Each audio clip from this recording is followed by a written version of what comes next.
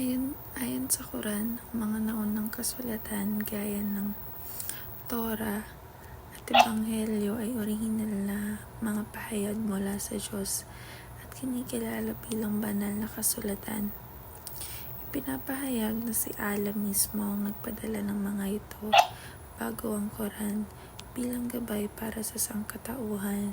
Gayunpaman, ayon sa ilang talata sa Quran, may mga tao, lalo na ang ilan sa mga Hudyo at Kristiyano, na sadyang binago o binaluktot ang mga bahagi ng mga kasulatang ito.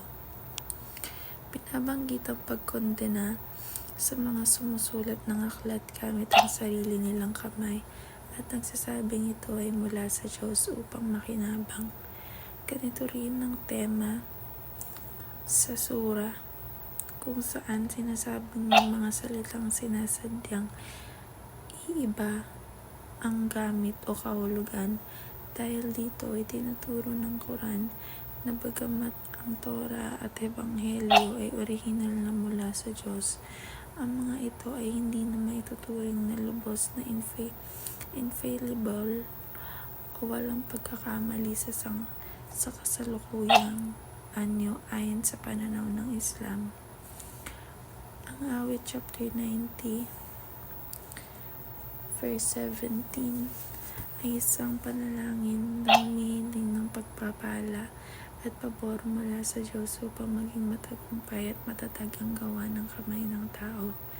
Ayon sa talata, pagpalain mo kami sa pamamagitan ng iyong pag-ibig, o Panginoon naming Diyos. Ipatatag mo ang gawa ng aming mga kamay, ipatupad mo nga. Sa English, sinasabi nito, "May the favor of the Lord our God rest on us. Establish the work of our hands for us." Yes, establish the work of our hands. Ipinapakita ng talatang ito ang kapapaang loob ng tao sa pagkilala na ang tunay na tagumpay at katatagan ng anumang gawain ay hindi nakasalalay lamang sa sarili, lakas o talino, kundi sa biyaya at tulong ng Diyos. Isa itong paalala na ang bawat pagsisikap ay dapat iangkala sa panalangin at paghahanap ng kanyang pabor. Obey the principles of the Bible is a simple yet profound statement that calls for living according to the teachings and moral guidelines found in scriptures.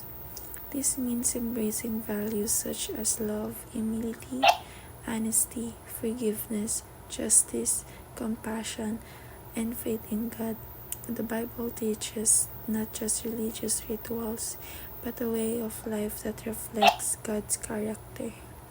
Obeying its principles involves both knowing God's word and applying it in daily actions. Treating others with kindness, seeking truth, avoiding evil, and walking in obedience to God's commands. It is not merely about following rules, but about developing a heart that desires to honor God and serve others.